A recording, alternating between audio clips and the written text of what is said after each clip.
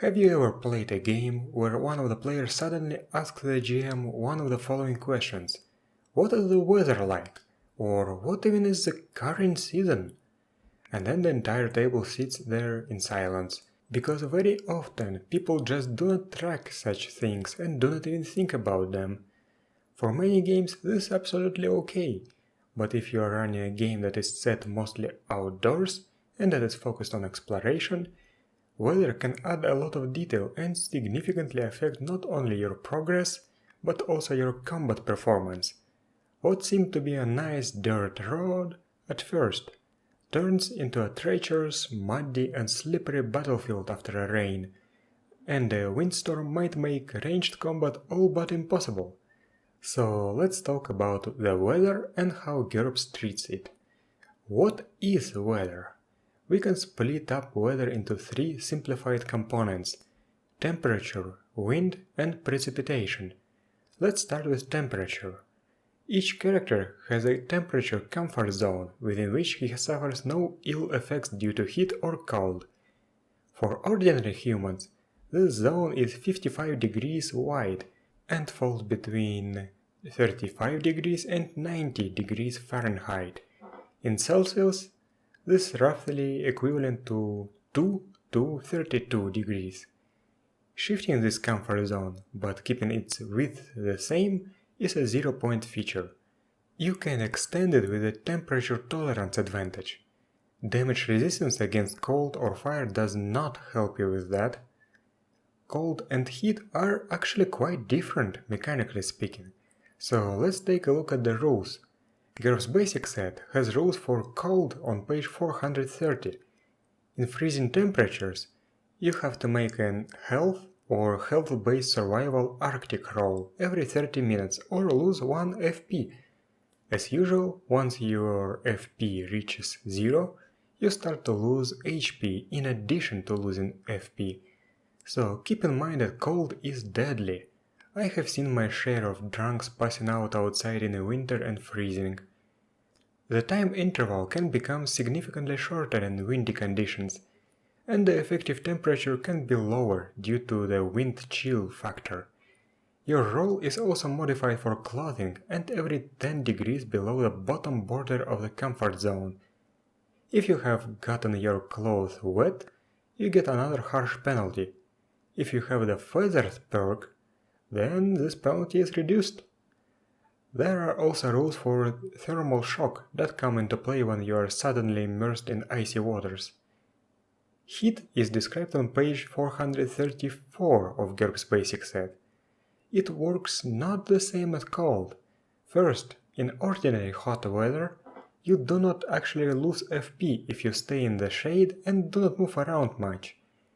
However, if you are active in temperatures in the top 10 degrees of your comfort zone or above, then you must roll against health or health-based survival desert every 30 minutes or lose 1 FP. Critical failure means you got a heat stroke and lose 1 DFP. As usual, once you run out of FP, you also lose HP. This roll is penalized for encumbrance and extra heat. In addition, at temperatures up to 30 degrees over your comfort zone, you lose an extra 1 FP whenever you lose FP to exertion or dehydration. At temperatures up to 60 degrees over your comfort zone, this becomes an extra 2 FP. Also, I do not know, does this apply to extra effort or not? Maybe it does. If you remember my video about foraging, you might also remember that your water requirements are increased in hot environments. This is not mentioned in the heat section for some reason. Also, if you spend a day full of sun on unprotected skin, you will take 1d-3 damage due to sunburn. Darker-skinned individuals are not in much danger. Albinos take 1d damage per 30 minutes. Armor prevents sunburn, as do such perks as fur, scales and feathers. There are also rules for your skin catching fire in intense heat and for climate-controlled armor suits, but they are very unlikely to come up in a low-tech fantasy game. So this is it.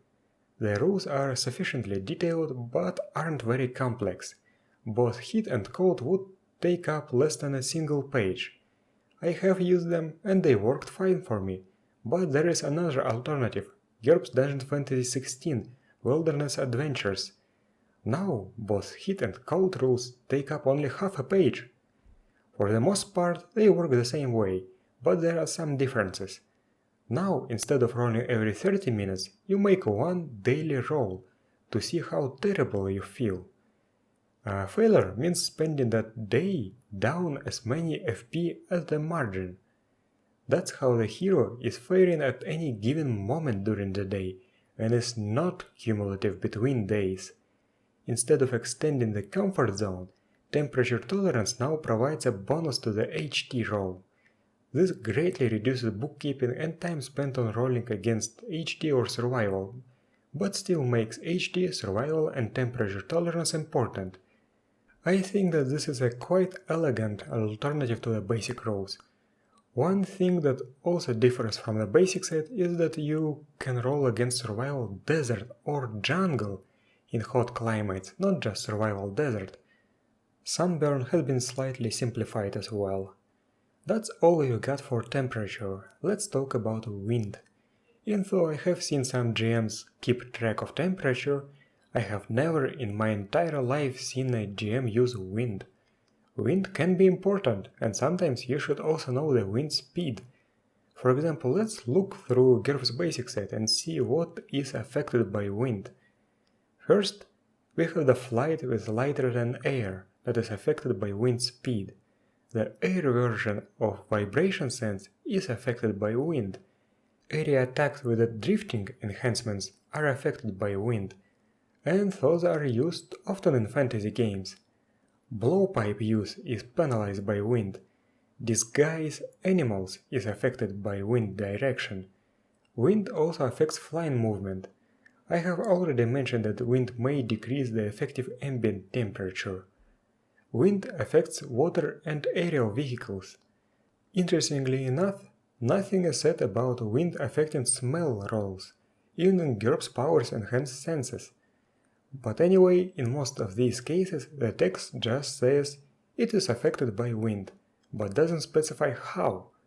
Some GMs might be okay with improvising the effect, but some GMs would like to know the exact numbers. So where can we find the mechanical effects of wind? GURPS Magic has an entire college of weather spells, and has a Beaufort scale box, but this doesn't really give us anything. Fortunately, we also have a relatively obscure book, GURPS Disasters Hurricane. This book has a Beaufort wind scale expanded with game mechanical effects. As you can see, strong winds impose harsh penalties. If you look through the book, you will also find rules on wind affecting hearing and vision, including night vision. What this book does not explain is how these wind effects scale with size or strength of the victim. If you remember D&D rules, wind affects creatures of different sizes differently. It's natural to assume that large creatures are more difficult to blow away. Maybe something like subtract your size modifier from the Beaufort scale to find the effects the wind has on you will be fine, maybe not. What else do we have? GURPS Dungeon Fantasy 16 Wilderness Adventures keeps things abstract, combining effects of precipitation and wind into nasty weather effects.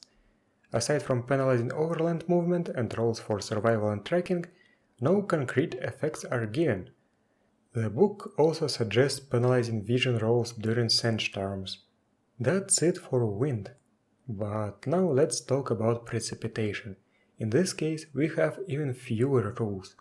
As I just mentioned, GURPS Dungeon Fantasy 16 lumps it together with wind. The only additional rules that I managed to find can be found in the Emerald Hell article from Pyramid 395.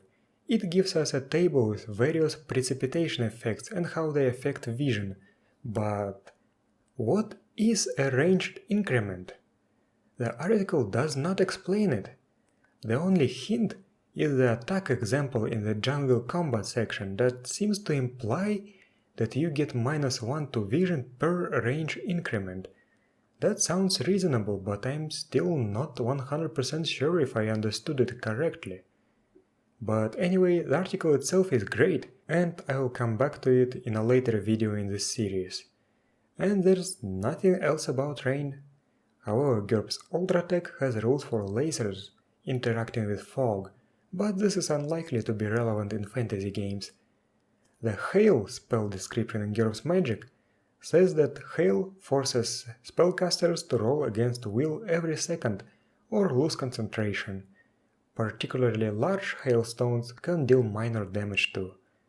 Speaking of precipitation, it seems that I forgot something. Clouds! Cloudy weather may obscure the sky, making navigation difficult. Will it affect vision? It depends on which illumination table you use. GURPS has multiple different ones. The most recent one, the one from GURPS Template Toolkit 2, Races, says that even a very overcast day does not impose a vision penalty. However, clouds will affect vision at night, and this can be important. That's it for the effects of weather, but how do you, as a GM, determine it? Most RPG systems have random weather generation tables, and GURPS doesn't really have one. There are rules for generating weather randomly in GURPS Dungeon Fantasy 16, but they are very abstract. Weather can be good, normal, bad or very bad. There is no data about temperature, weather or precipitation. Another option is using tables from other systems, but there are many online tools available for that, so you should be able to find something without much trouble. Finally, there's a much simpler way. Just Google current weather in a place that's similar to where the characters are. You'll get not only the current weather but also a weather forecast. This can be important if your party has somebody with a weather sense skill or the predict weather spell. You also get some additional information such as sunset and sunrise time. And that's it for this video. Thank you for watching, and I'll see you next time.